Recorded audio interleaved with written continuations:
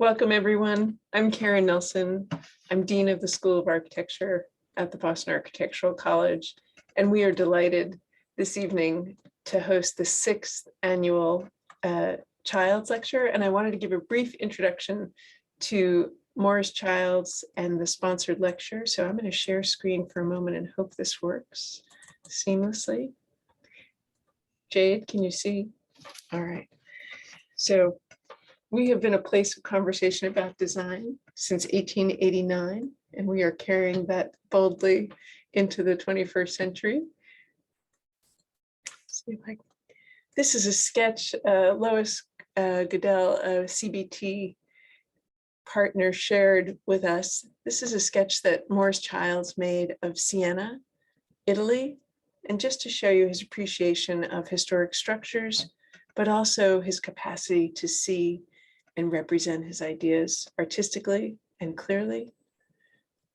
An image of Maurice Childs, who was an architect, an artist, and co-founder of Boston-based firm CBT, Childs, Bertman Tseckares, and a BAC faculty member and longtime supporter.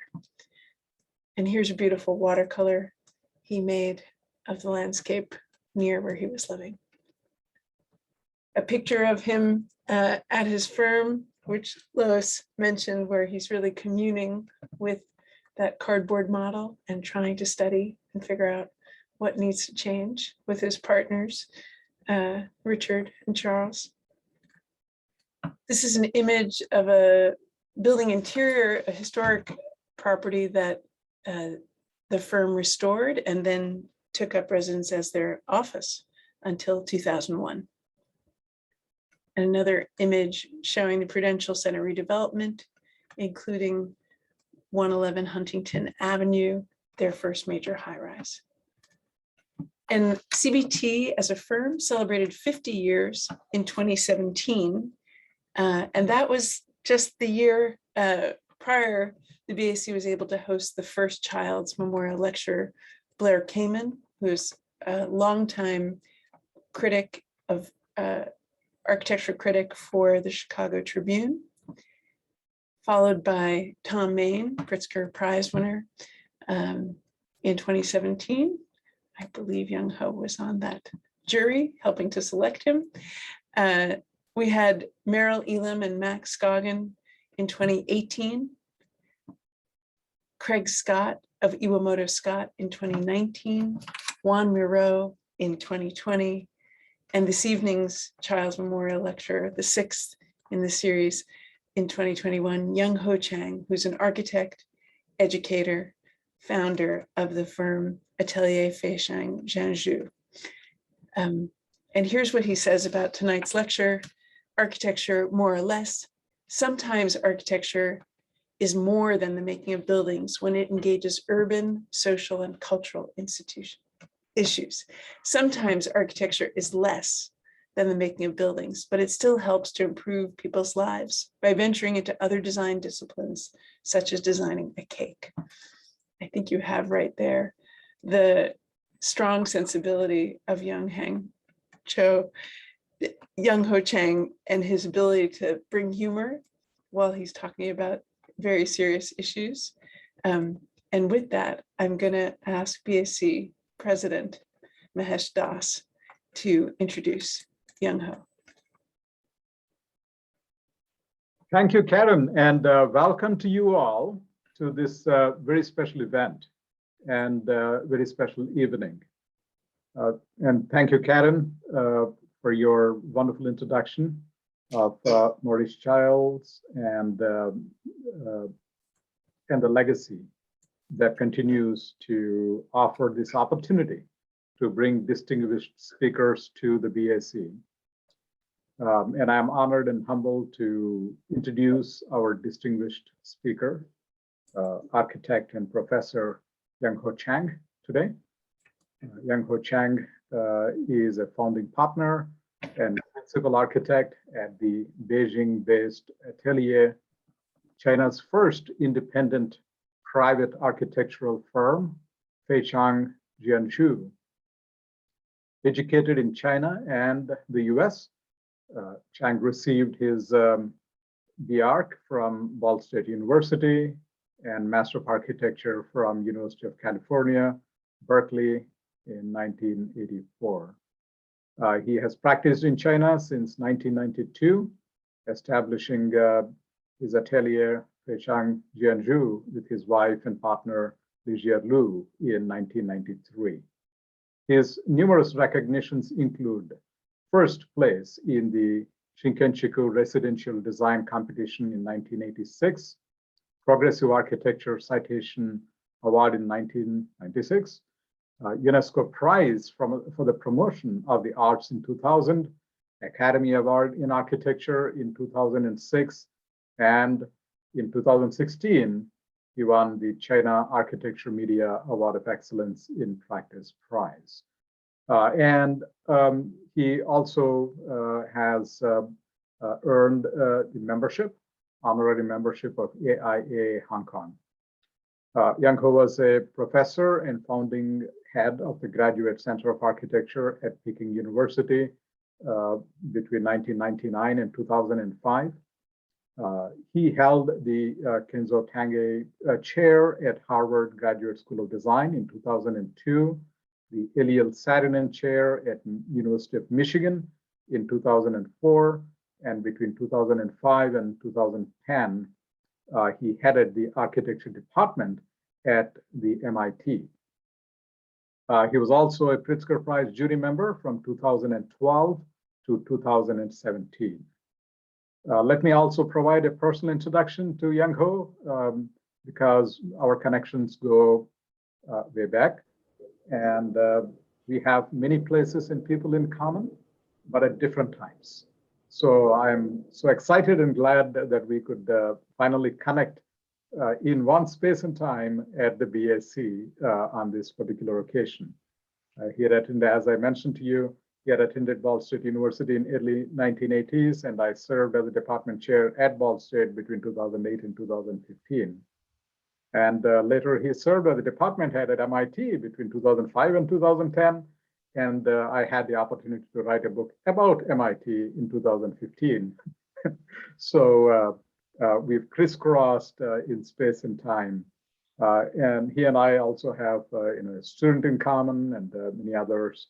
As a practitioner and teacher, Yanghou's life and career really resonate with and exemplify the BAC's educational model of concurrent education, practice integrated education that we offer, and the mission of providing excellence in design education accessible to diverse communities. So it is my absolute pleasure to welcome architect and professor Ho Chang to deliver the Maurice F. Childs lecture entitled Architecture More or Less. Yanghou, thank you and welcome. Well, thank you very much. Also, thank you, Karen, for the introduction. Let me share my screen first, and then I'll start to talk. So.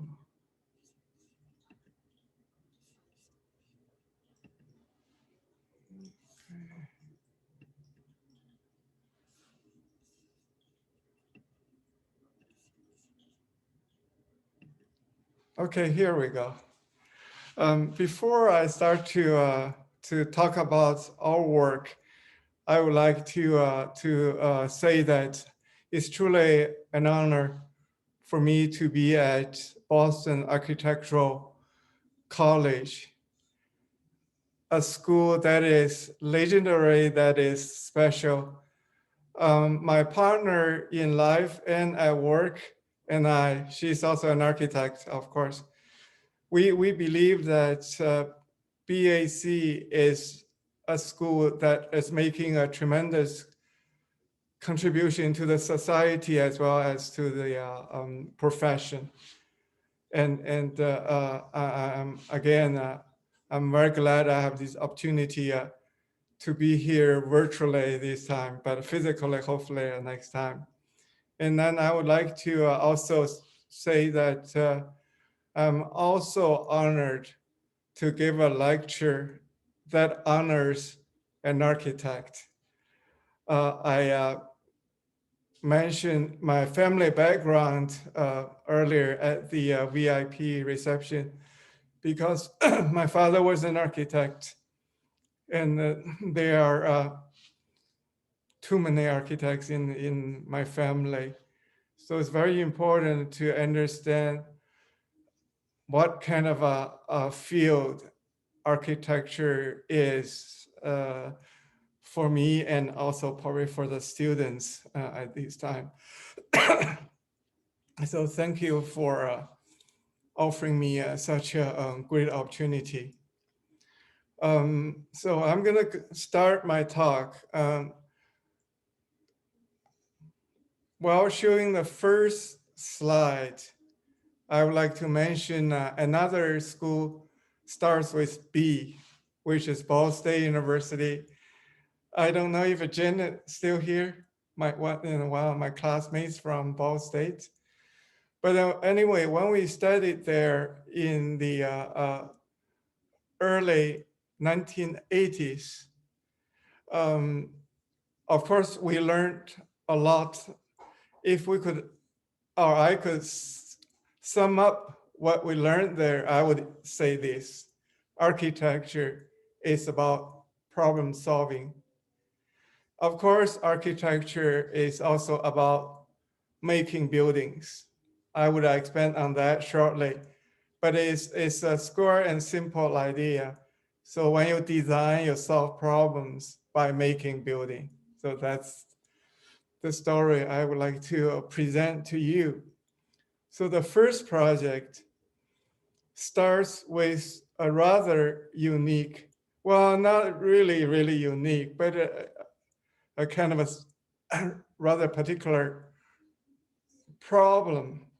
So this is in the southern part of China.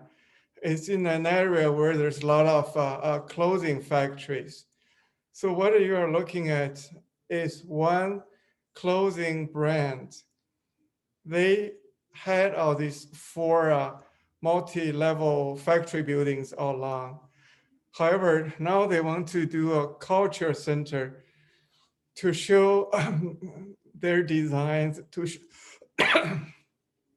excuse me, to show also the artwork they collected and so on. So they want to make a cultural center, however, on an existing foundation. So when we asked to design,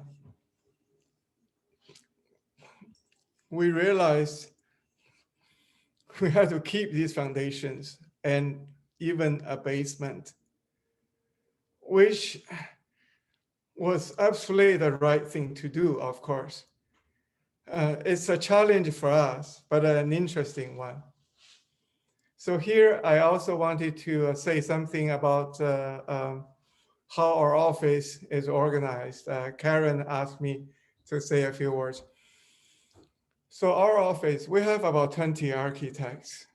And when we either through competition won the project or directly given a commission, we would have a quick meeting to say what the problem is there that we really need to solve. And sometimes as the director, I have an idea and that's one story, but sometimes I don't.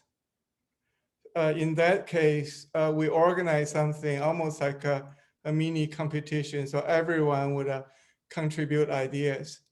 And then we judge together. I won, the boss, I won from time to time. And I lost also from time to time. And it's because it's not a big office, but we could have very big projects. I'm gonna show one project. It's not the biggest one, but one of the bigger ones. Is 1.8 million square feet. It's a university campus. So for the working drawings of that project, so the whole office poured into the production. And another thing might be slightly different than a typical Chinese office. We start putting energy at the very initial stage of a project. We put energy in researching or doing some schematic sketches of structure. So structure doesn't come later than architecture. We hope for the mechanical engineering part, we could do the same, but we really don't have the knowledge to do that, which is still quite something we hope one day we could improve upon. So anyway, the problem here is to build a building which would fully utilize these given site conditions, and yet it would not be something, it would look like limited by the site conditions. So you will see in a second, that's what we did. So on three sides, from here and there and here, they are built upon the existing foundations and basement. We added a new wing, and then we organized the whole building around a courtyard. So, so you enter from here. Once you're in there, you would have the slightest idea there were existing foundations we have to cope with. And so we love challenges like this. So anyway, and here you're looking at the cultural center of this clothing company. So in here, there's art museum, and there's a big space with a runway inside, so they can have fashion shows, office building, and a reception and a tea house. We designed the landscape ourselves, and as you can see, it's not about who designs what, but we think it's very important. One, the courtyard is enclosed by the buildings. The courtyard is part of architecture. It can't really be separated from the same kind of a design idea as the surrounding buildings. And then you're looking at the taller wing of the complex. In southern China, because the climate is rather mild, I'll come back to that. So we create these big cantilevered eaves so that people can move around in this, we like to say semi-outdoor spaces around it. So a courtyard is not only a space you look out at, but you can go in, actually enjoy being part of it. And you can see we use concrete quite a bit. That's something also is a problem. We may not be able to solve it very soon, but for the sake of our environment, and we every time if there's an opportunity, we will try to use less and less. It's also a tremendous challenge, not only for our office, it really is for our profession. So anyway, and then this is a Sunken Garden, and they have their sales halls in this underground level. And then you can see this is their merchandise, and they would have their clients coming in to select and purchase their goods. On the outside, you'll see more of the concrete construction. I believe that the building BAC occupies also is a concrete building. I'm not sure if ours is more brutalistic or yours, but again, I think we're close relatives in that regard. Concrete is a material, it's not easy to cover. You run into a lot of difficulties. And so that's one of the reasons we actually, if we could, we would always expose the concrete. This is the art museum inside. And also in the art museum, the daughter of one of my colleagues from FCJZ.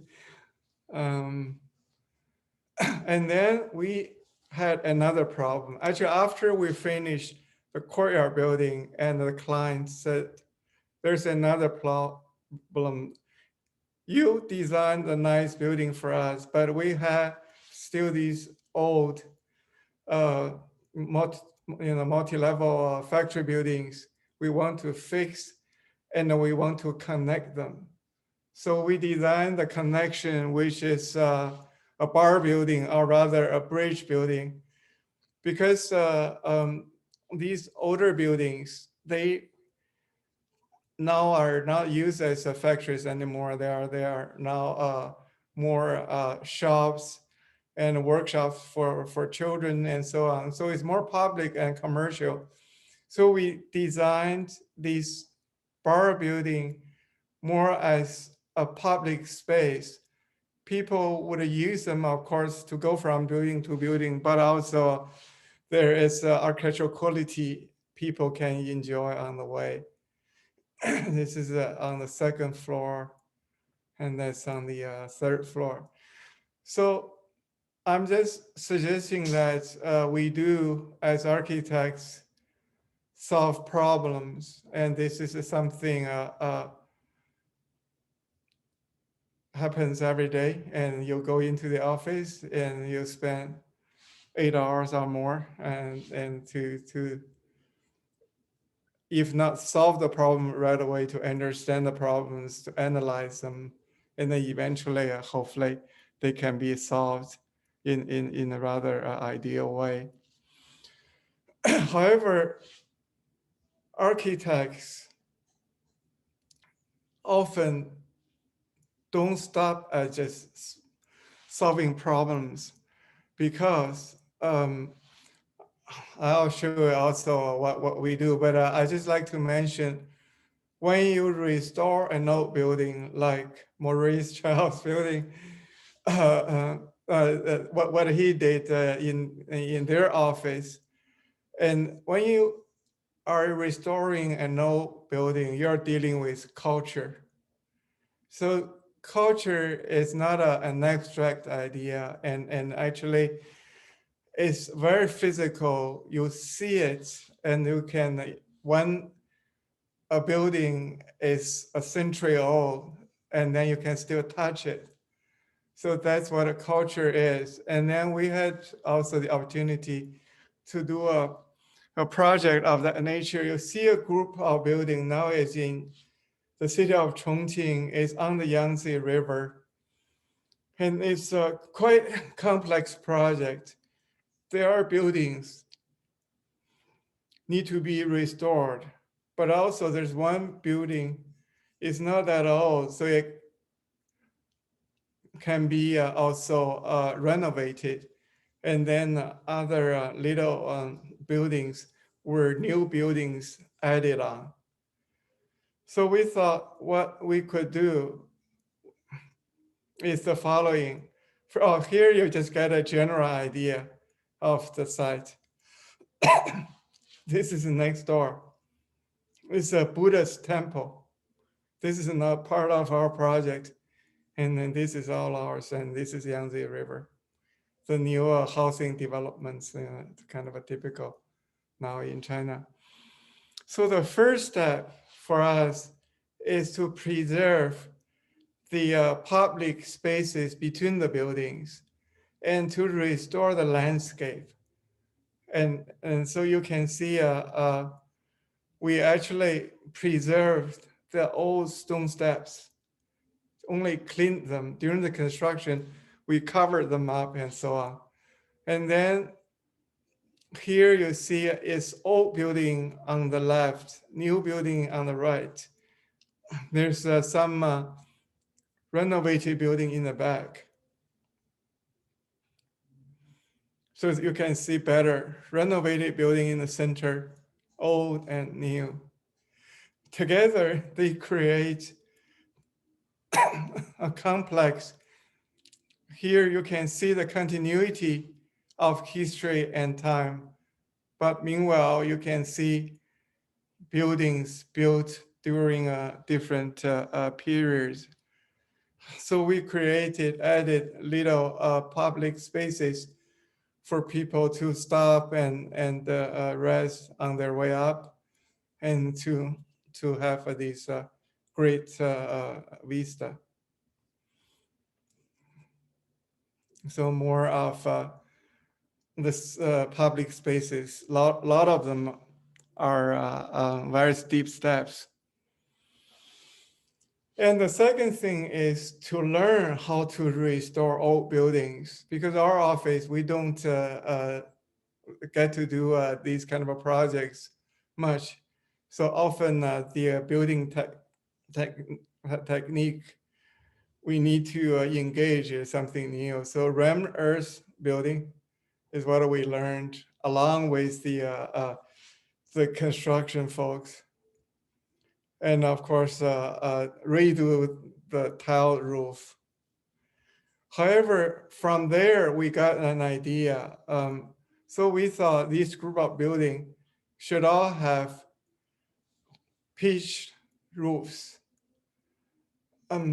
However, because the conditions of these roofs they vary a great deal. Some are collapsed when we got them. Some were okay and in quite good shape and so on. So we decided to tell the story of history and time through section design. Is this a good idea or not? I have to say that's sort of the only idea an architect would know. So our tools, okay, you say computer is a tool today, of course, and also our tools are plans, sections, and elevations. And there are different ways of looking at the buildings, axonometrics. Nobody probably would do axonometric drawing but us. And then you can see here, so we create 10 different structural sections, mostly using wood because that's the traditional material. For the totally new buildings, we use steel. So I just gonna go and show you the completed images. So here you can see we repaired these trusses. They were old, but we could keep some of the timber, and then we had to have some new timber numbers to put in. But in the back, because the structure it was gone pretty much, so we decided to use laminated wood. It's new, and also use a different structural system, which looks like this. However, we continued the tradition of using smaller pieces of wood and to make a rather big span because it's economical. And of course, I think when you do it right, it could look quite nice as well. And you see the old structure, same roof, halfway old structure, halfway new. Another structure, we're using a different new laminated wood trusses, like you see.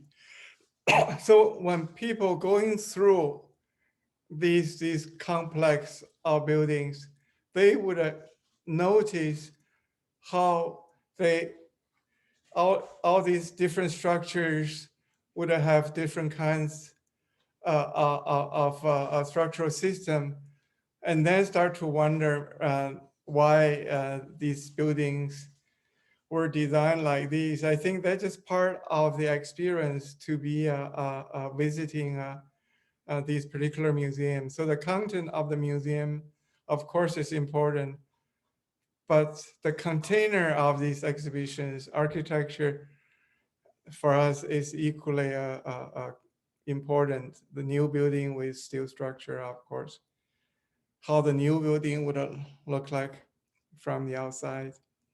Here you see there are many different kinds of pitched roofs. This is one kind. This is another, yet another, and this is new ones. Holding together as one with exhibition put in for the part with old structure, and then for the part with new structure. And cafe and bookstore, and at night.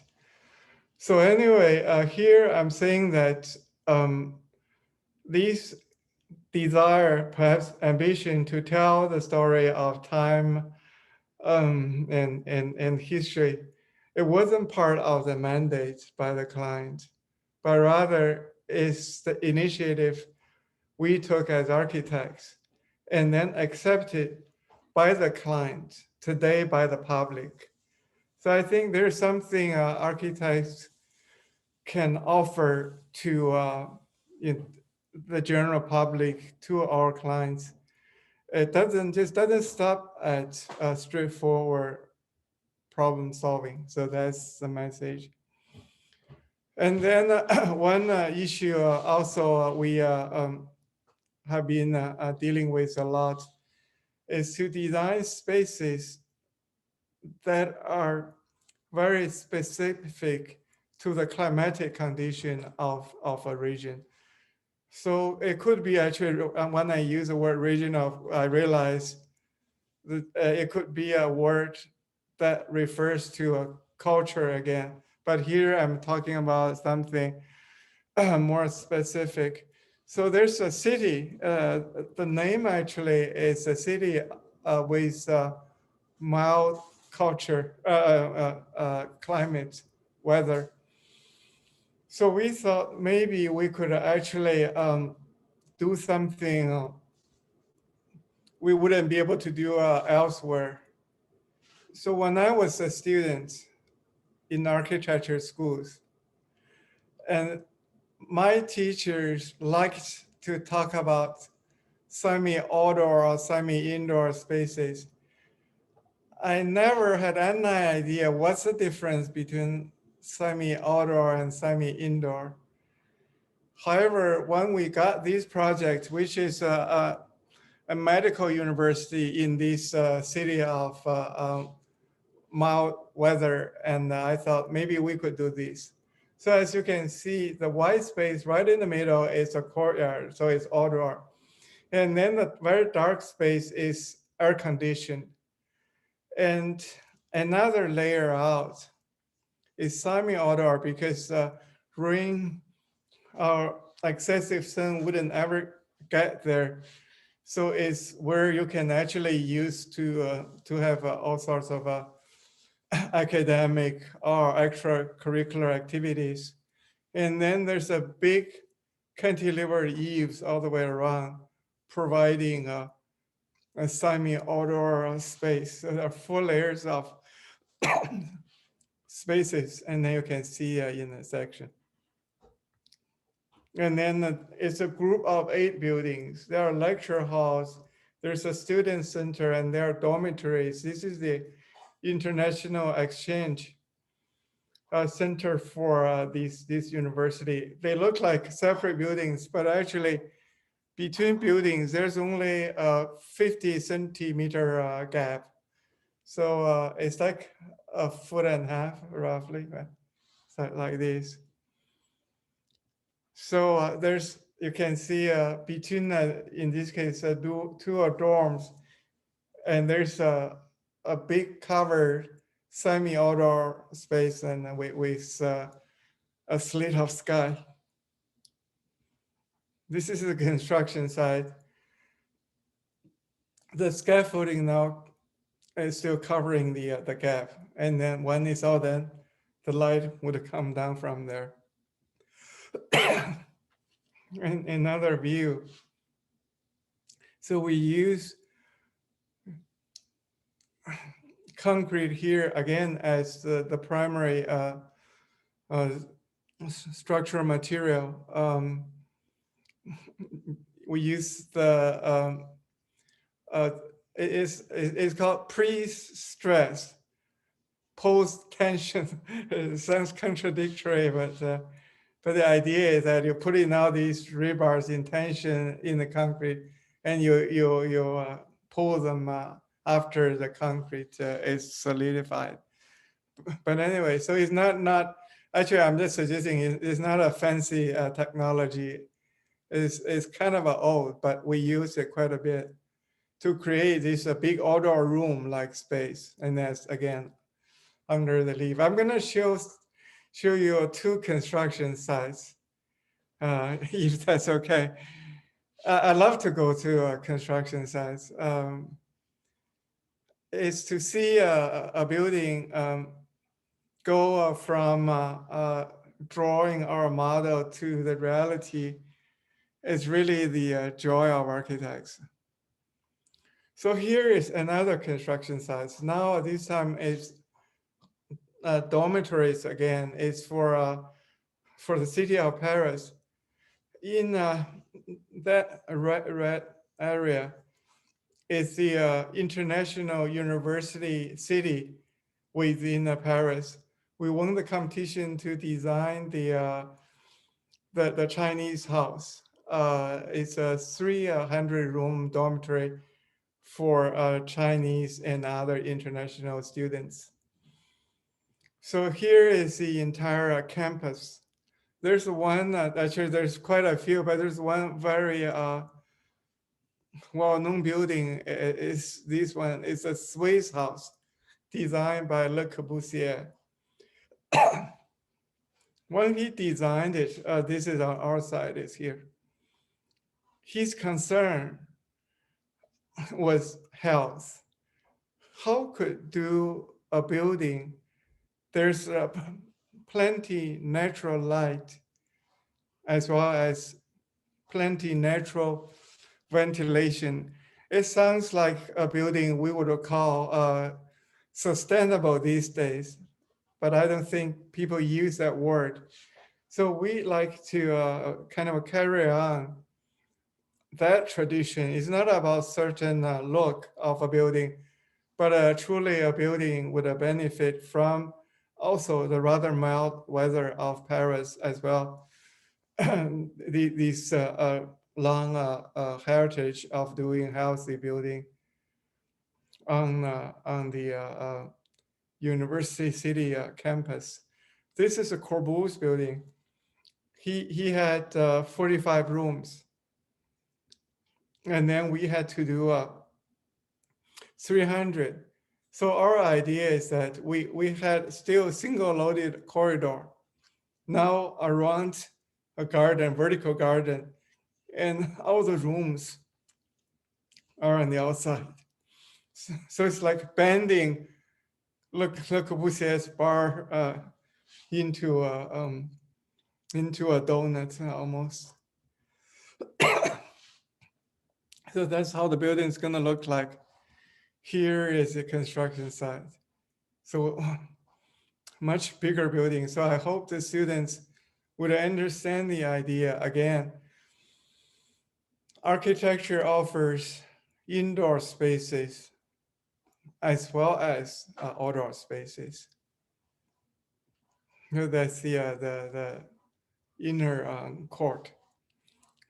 So actually this really older pictures about like 3 weeks ago, the building topped off. Hopefully with COVID, now it's sort of dying down. Next month, we're gonna go to visit the construction site again. So designing regional space sounds pretty architectural. Well, it is, but you wonder designing education probably is going a little too far from something physical. But let me show you maybe a little too far, but not that far. So we were asked to take part in a competition to design new campus for China Academy of Arts.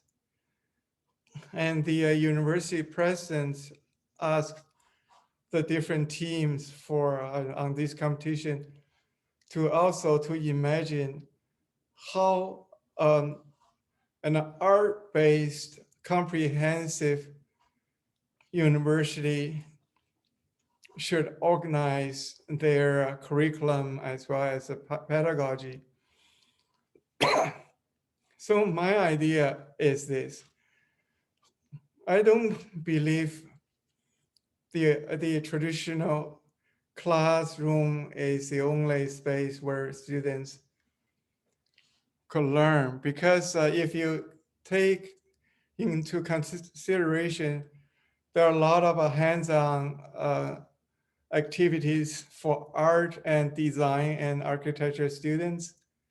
So maybe workshop or studio could be a primary learning space for this university. There were some other ideas, but I stopped right here, and there's I'll get back to another idea. So we proposed a campus with a mat building of continuous spaces. So it's like a carpet of space. And actually with dorms on top, this is a library. So the idea, the second big idea is that you don't live in a dormitory, not even 5 minutes away from where you study and work.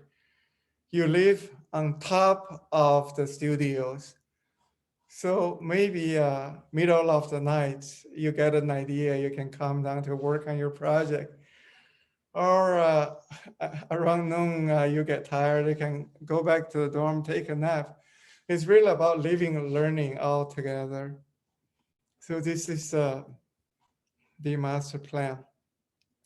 This is a piece of wetland. So we have kept a lot of the water bodies and around, and even in our project.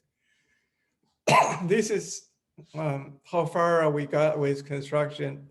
So about 3/5 of the project is done. There's 2/5 to go. And this is well, this is still a construction site photo. This is the still space.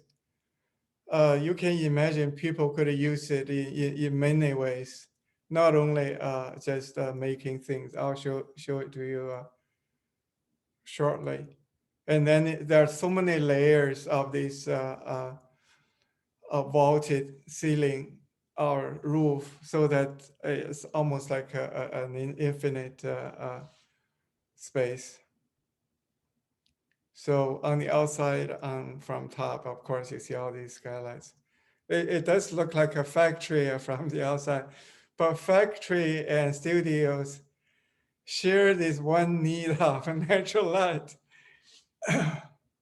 So, and then of course, following the need for light, so the building would look on the outside like this. Now it's completed, and then you see students and faculty, of course, can enter the smaller studio on the second level. And then, of course, dormitories here on the left. here you see the learning spaces again as a carpet, and then with dorms and dotted among them. What's interesting is that because this is a school for design, it's a design college for the university.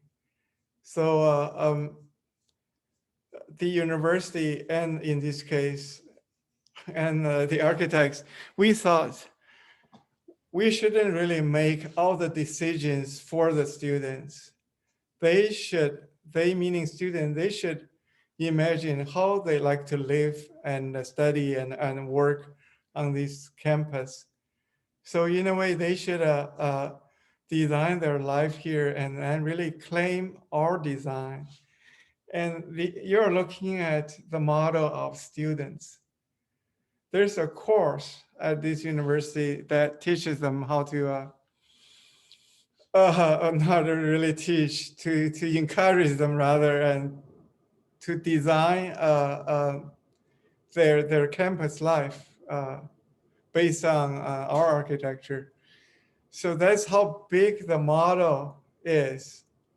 This is a model students did to imagine how they could occupy our architecture.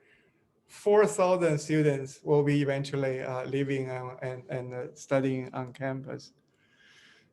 So, and you can see in the studio space, students already used it for an exhibition, for classes, dining hall. This is part of our design. And so they really started to be inspired, hopefully, by our architecture, but to also come up with their own ideas. So architecture here is part of the education, we hope.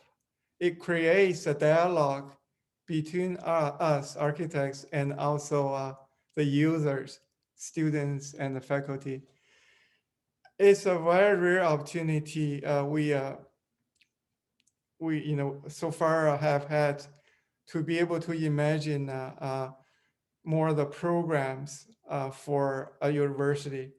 But in general, for our office, we're getting more and more projects.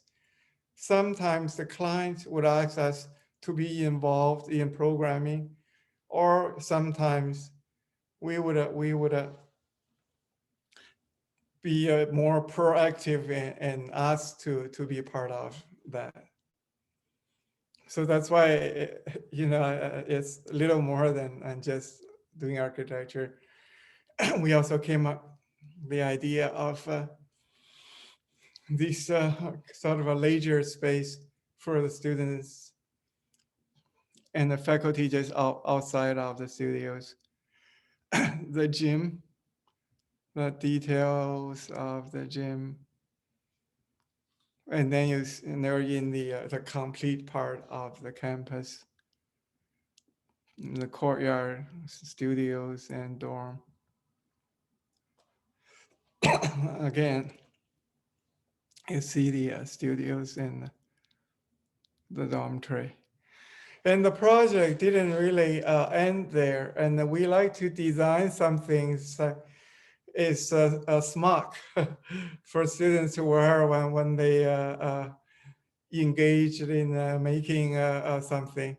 And we studied some precedents. This is how students, actually more the female students would dress like in 35. However, there are some, a local example, local meaning Boston, by the way, is architect H.H. Richardson in the monk role. I don't know why, but apparently he liked to wear that. And then on the west coast of the US, from Bay Area, architect Bernard Maybach designed something that looks actually rather Chinese. So look, we kind of ripped off Maybach there, and we designed this smog. So hopefully, so I'll come back to the fashion design part, but hopefully we like to see a scene similar to my little cartoon. So that's for university, but for kindergarten, and we of course have different ideas, but we also, we didn't think, we still never thought the code of a kindergarten is enough for the education of the children. So we like the idea of the students coming to school is not about going to one classroom, but they are going to a piazza. There are actually 4 classrooms. So, and then they can make new friends. They can do something together with the other classes, rather than being locked up in just one classroom. That's not from the given brief, but the education bureau of this district accepted our idea. It's not that easy, as I say, because you have to talk to this specific kindergarten on one side, also to the planning bureau on the other side, to allow us to be a little flexible. And then with the help of all the parties involved, we succeeded at doing that. By the way, you're looking at 2 very low budget projects, because all these teaching or educational facilities, they are funded by the state. Usually they are just budget-wise quite tight. So that's the kindergarten from the outside. That's where you would enter into it. So from inside of the classroom, when all the doors are closed, we use the cheapest doors possible. Otherwise, we couldn't get our idea realized. And then when it's open, you look into the public space. So on the top level, see the skylight and so on. On top of the central staircase, you will see it in the next slide. We were able to create a little outdoor theater. And for the gym of the kindergarten, in this case, this facade could be opened to be a stage. So stage here and audience on the other side. So again, we were involved in imagining the program. We introduced elements which made sense for the kindergarten, however, has to be within the original budget. So it's always like this. You can't spend more. Your idea is okay, so which is fine, and that's on the ground level. Anyway, you can see students who, or rather maybe the administration, to be involved in the decoration of these spaces. It says here, friendship and love on the wall. That's the first thing they put on the wall. You see a detail of it.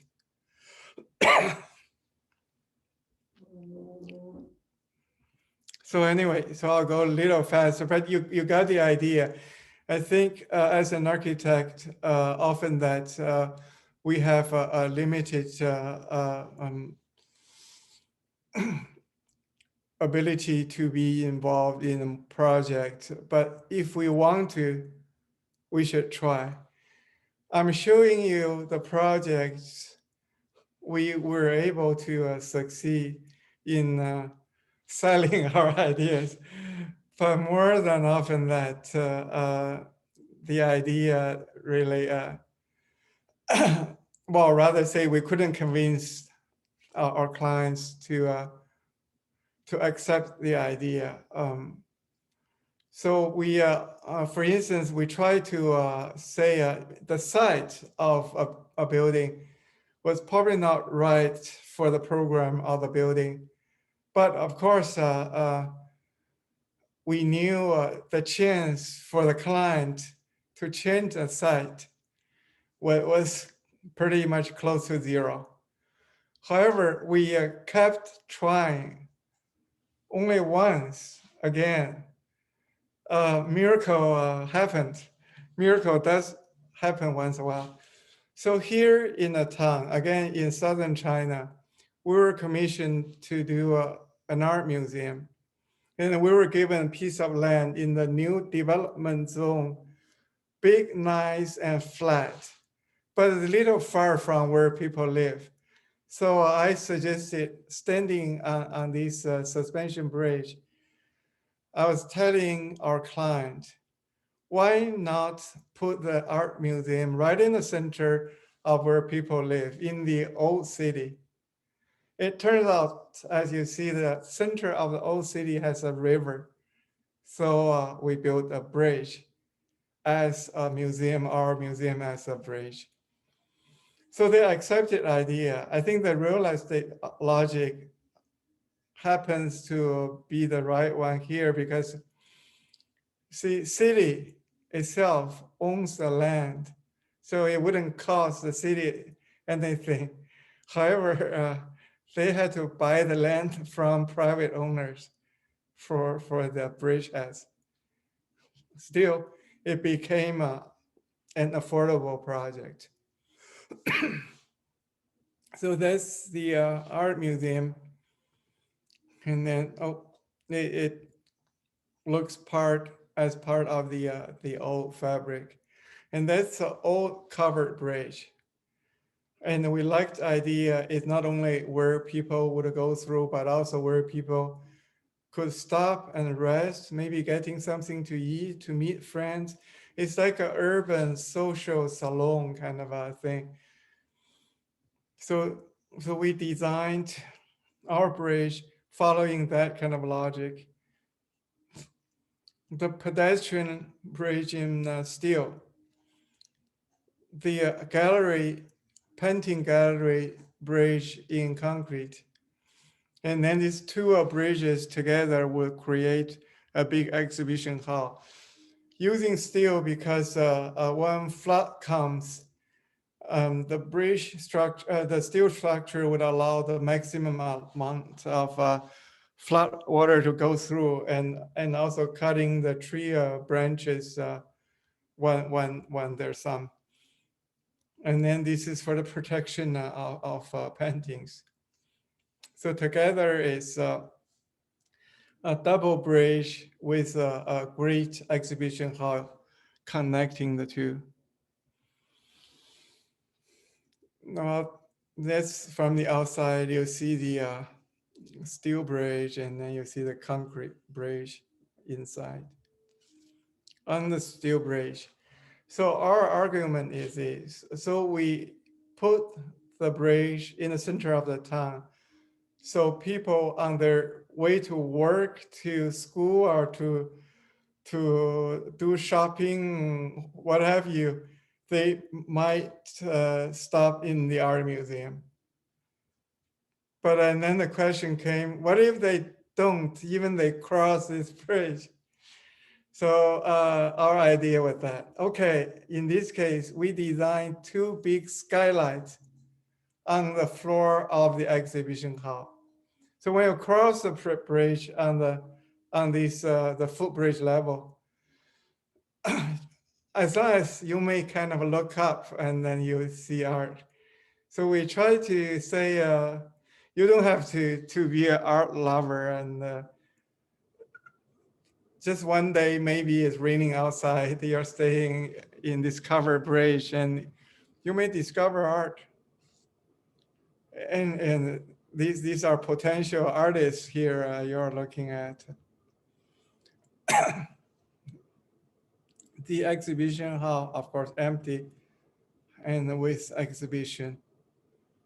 Another space, I don't have a picture yet of, there's the painting collection is gonna be in this space. Since it's a bridge, so there are two entrances. This is one on one river bank, of course. This is another one. So this is a project, as you heard, we involved in not only some of the programming, also the selection of the site. We didn't know that's gonna happen, but we tried. So we lucked out. So it happens very rarely, but it did. And again, inside the museum, the staircase, the exhibition hall. So I guess we're getting more ambitious, but this is probably a false alarm. We didn't really design. We not really city design. We design an area you will see. It's pretty big. It's an industrial park. So our idea was that now new cities in China and in many parts of Asia, or even in other parts of the world, the scale of the new city actually it's an issue because it's inhumane. Could we do an industrial park with human scale? So this whole design is about bring the scale back to to us, right? We are humans. So what we try here is that we did a lot of research and study. We at cities with smaller scale. There's one city in America which I happened to visit and liked very much, is Portland, Oregon. In that city, the grid, or rather the block, is 40 by 40 meters. I don't really know how big it is in the English system anymore. And the width of the street is 10 meters. And that's how we decide, because I experienced a city with a really nice intimate scale. Why not just use that scale here? And then we designed all these blocks because it's, as you can see, a bigger project. We design all the blocks here in more details. So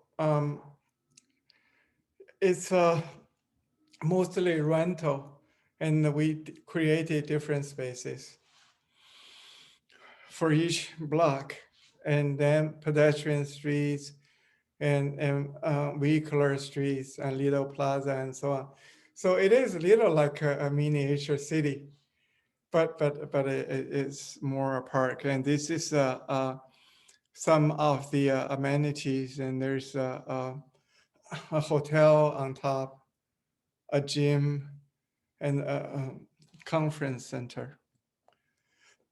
all the buildings are 4 stories in height. So you can see the little blocks and the streets. Street for cars. Actually, we're using something similar to the shared street.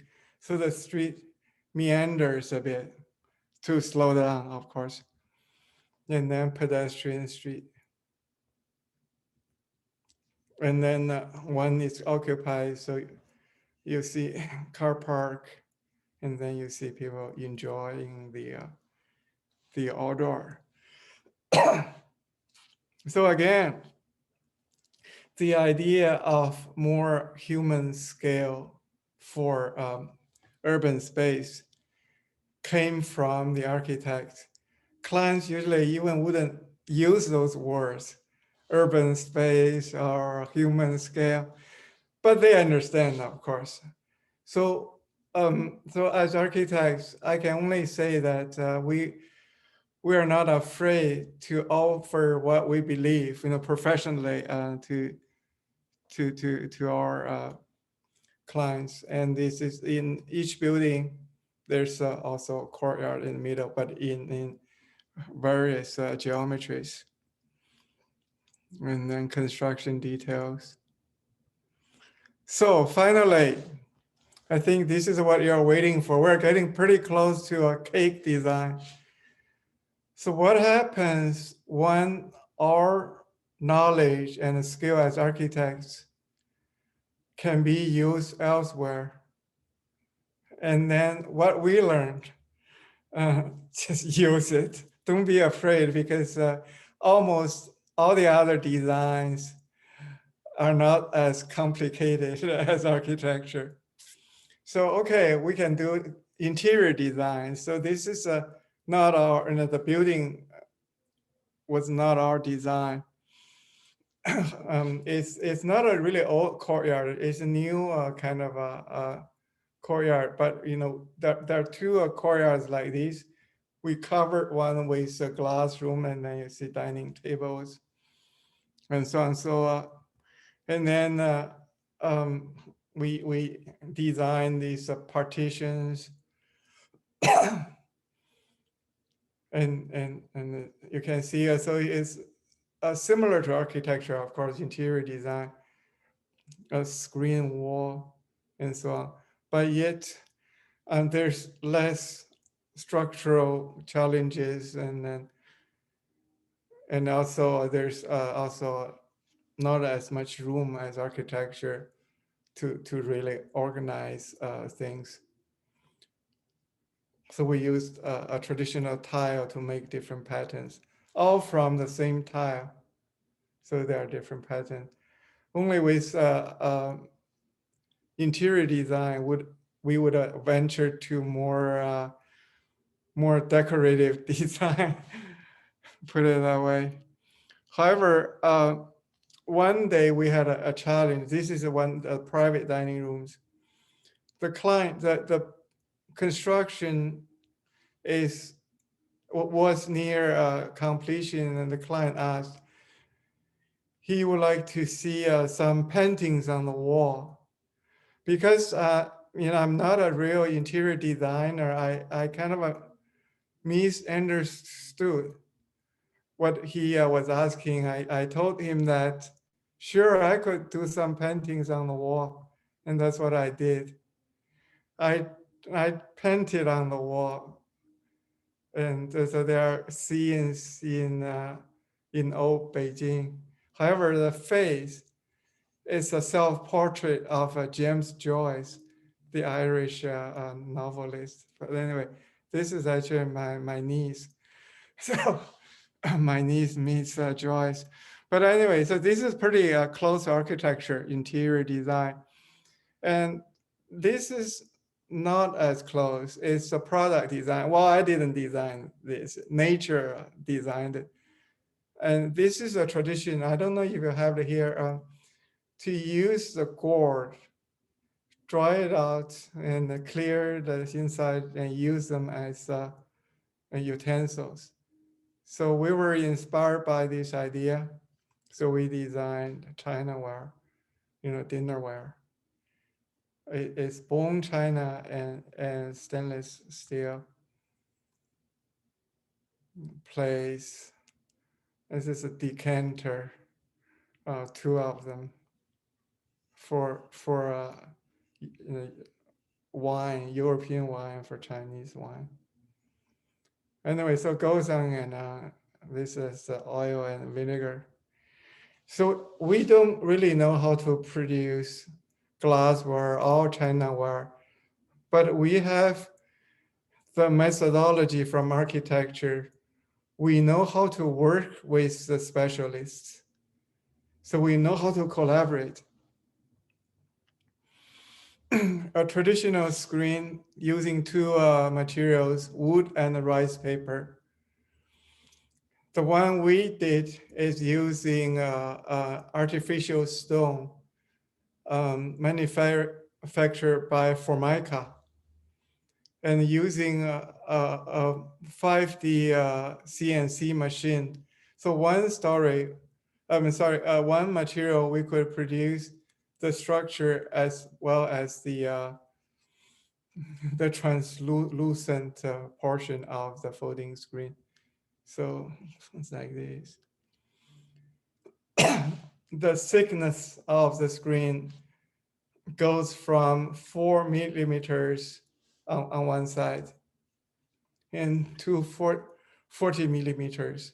So it creates a gradation of light quality.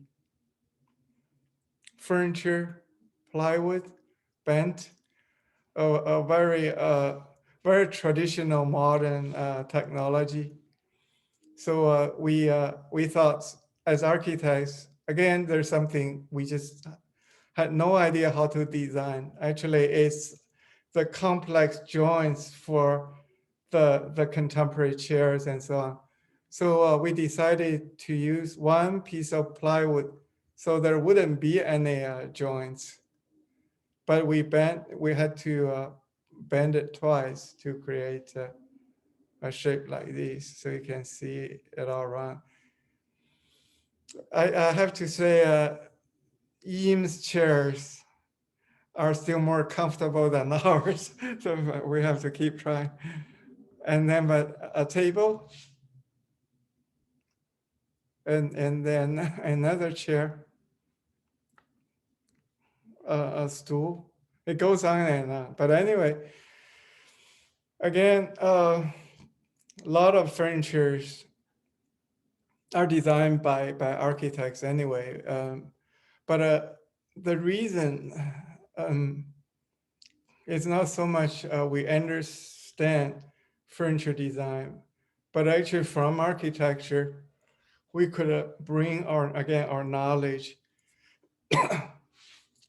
and other skills. Even collaboration for me is a skill. Now it comes to a clothing design. This is an outfit we designed for cyclists. So we use some elastic bands here and there to make the garment would fit on the body better. And then we had a fashion show in Beijing. So all the people you see are either from architects from my office or some designers from the exhibition is organizer. We were riding vintage bicycles. There's another piece. That pocket is designed for a cell phone. So you can easily take it out. So anyway, and then there's another clothing design. It's a combination of 2D, it's a Chinese cut, it's 2D cut, and the 3D Western cut. The Chinese cut is on the front, and the 3D cut is in the back. Again, the model is one of the architects from our office. So you see another one, yet another one. And we did also, this is a costume for stage drama. We did a role by making a big tube of fabric and cut randomly so they can fit different people, or rather actors. And we designed the stage as well. This is one of the major figures. So this is the whole stage. So anyway, we designed the way how this stage is viewed. Actually, it's more like a stadium, so there are audience on four sides. Okay, now is the grand finale cake design, and I was asked by a bakery owner. He wanted some artists and architects to design pastry. So I thought I couldn't possibly do that because I can't even cook anything, let alone baking. However, I know how to eat pastry. So my eating experience could help me. So I decided I love Napoleon or millefeuille.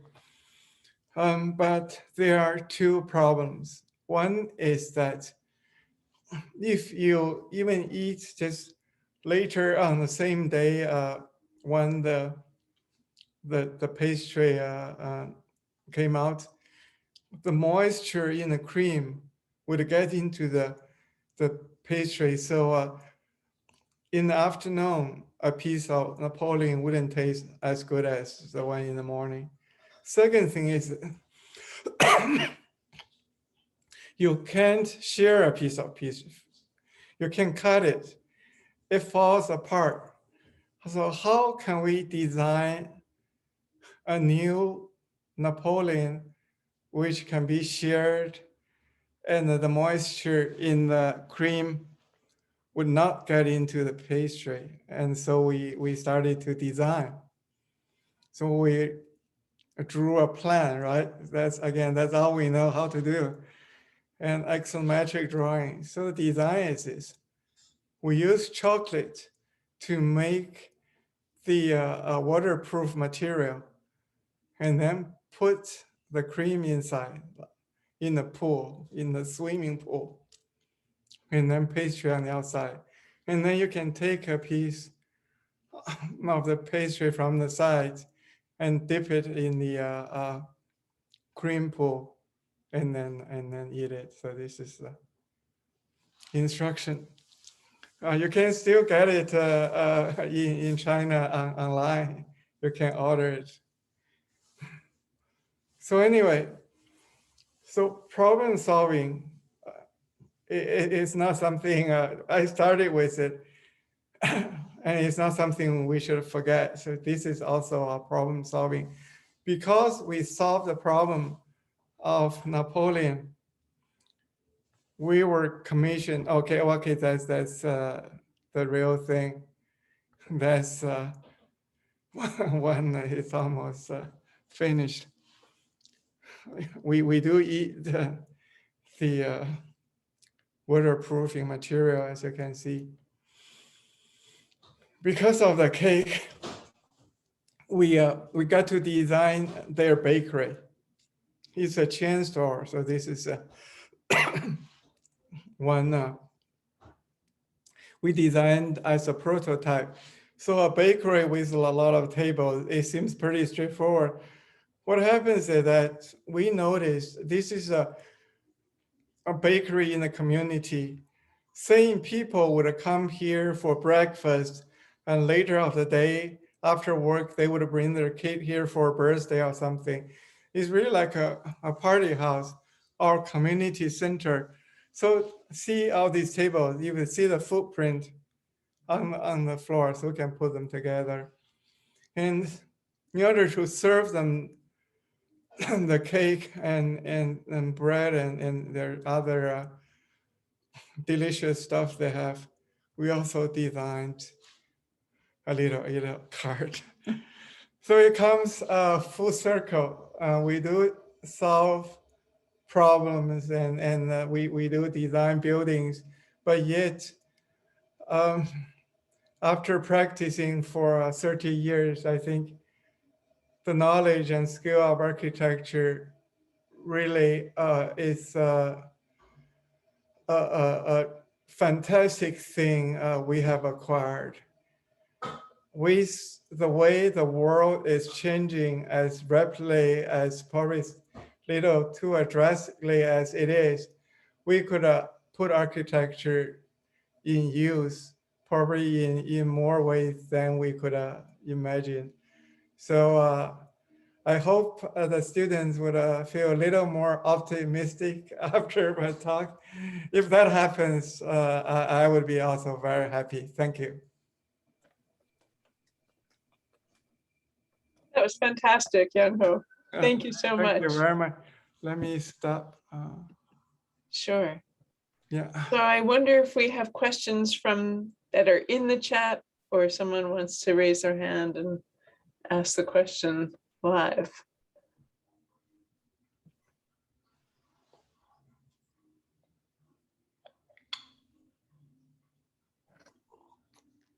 I'm glad you got a cup of tea. I was hoping. Any questions? Comments? Yeah, Rand, please. Hey, good evening. Thanks, Karen. And thank you, Mr. Chang. This was marvelous to see. I have a question for you about materiality. In most of the buildings that I saw, you were using fairly cold materials, so concrete or like a dark stone.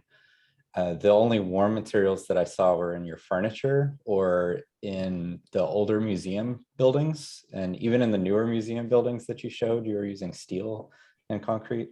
I was wondering about your material choices and how they've influenced your design.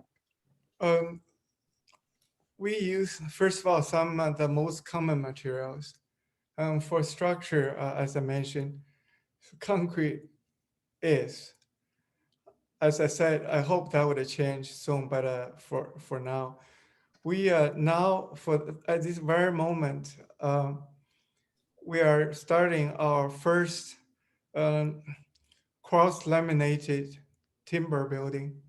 So now we have one wood building under construction, and one is still being designed. They're just more expensive at this point. So we're doing smaller buildings. However, two things. One thing is we're very open to try different materials. We are doing also under construction, also a fiberglass building, using a fiberglass tubes, but with concrete infill inside. The other thing is, I don't think actually concrete is necessarily cold. We use a lot of wood formwork.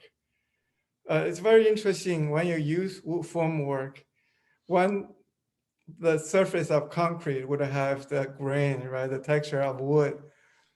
And you started to see the warmth of the concrete. Again, of course, some people may or may not see it. So we try to treat the surface of concrete in different ways. And for steel, we now have one steel building, totally steel building under construction, and then we mix steel also with bricks. It's not gray bricks in this case, it's white bricks. So again, just an open-ended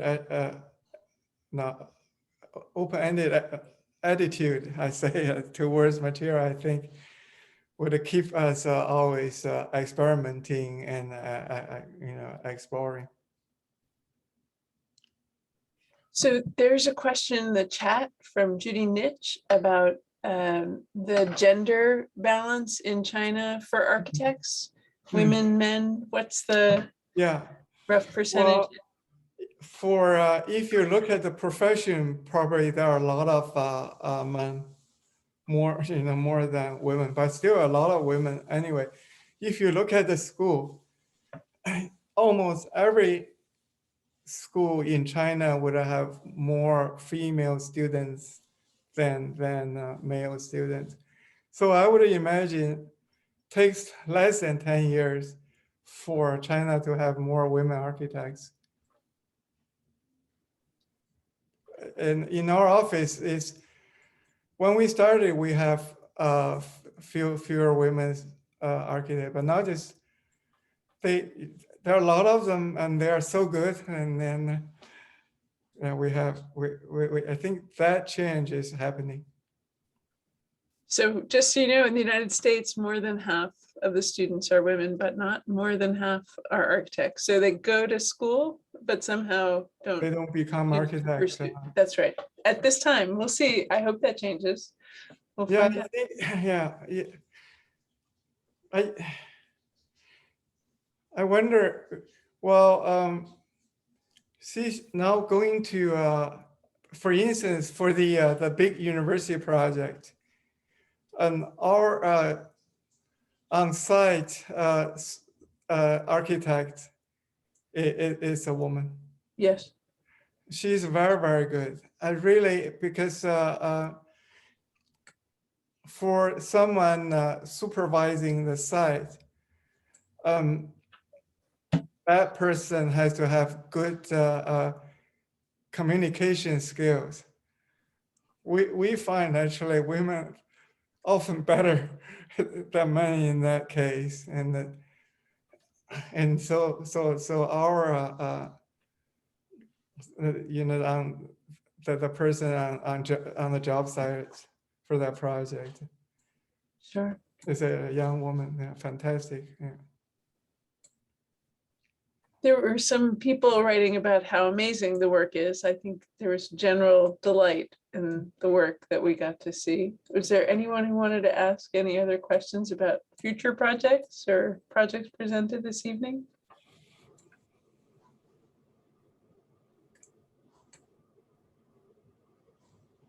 I will share a question my colleague often asks. Okay, Yanghou, if you were to get your dream commission tomorrow, what would that be?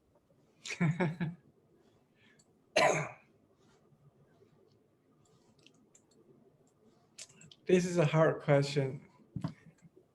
I had a lot of dreams, like every architect. I have been very, very lucky. So I kind of realized quite a few dreams.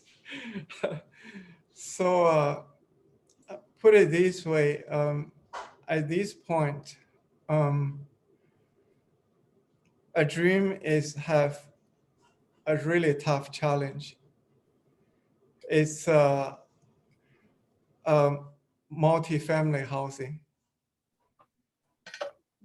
As you can see, what I showed, we didn't, well, we have not yet really worked with typical real estate developers that much. I hope I get a chance, not because I would understand the logic of the typical real estate development, but rather I think maybe we could offer some fresh ideas. That sounds great. Mhm.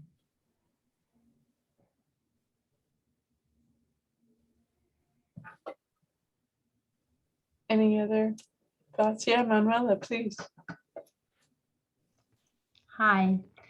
Hello. Thank you for your presentation and for resolving the mille feuilles problem. And I'm glad to hear some solutions. I remember the struggle with a mille feuilles.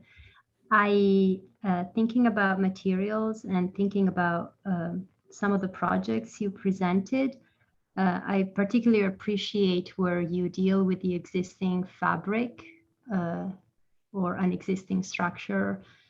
Some of your work made me think of Carlos Carpa. I wonder if you do have an approach or how do you resolve the problem when the new material meets the old material? When the two touch or... Yeah, I actually, you heard from the previous person who questioned the concrete. We have a very limited palette of materials. Using cladding of steel on one hand, or on marble on the other hand, for me, actually, it's not very easy to make the materials work together. So we use material somehow natural, or we can make it a little more natural. So that's why, so you see some wood, you see a brick made from clay or concrete with a wood formwork and so on. So of course we use glass. We use steel members always in not as a surface, as lines, right? It's like a window molding and so on. So that's why I was saying, I think I'm actually kind of a conservative when it comes to a material. Maybe we ought to be a more open or experimental. So we are now, so I tried fiberglass as a structural material once. Well, now we're just doing more wood structure. That's where we are.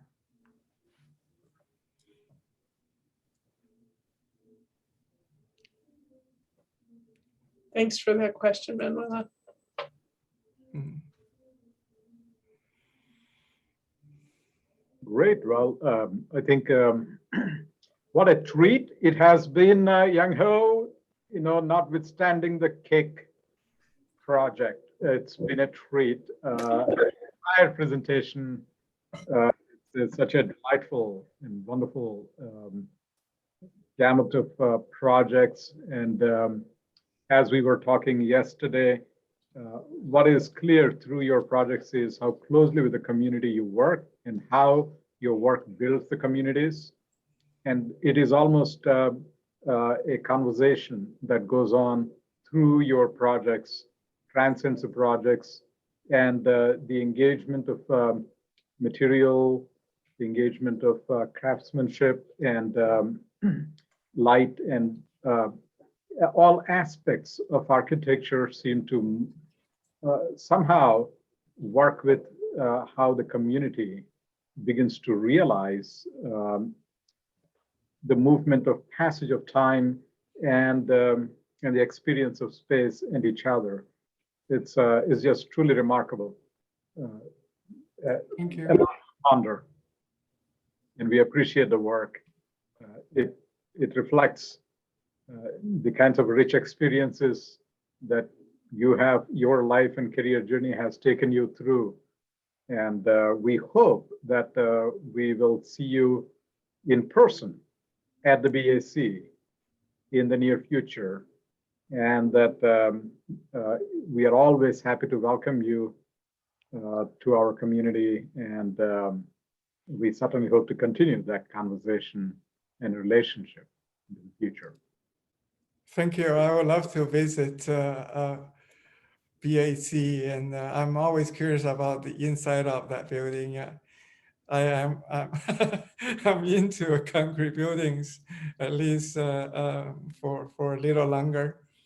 And thank you for having me. I think, yes, let's continue this conversation about practice and about education. And after all, a lot of people here, we do both at the same time.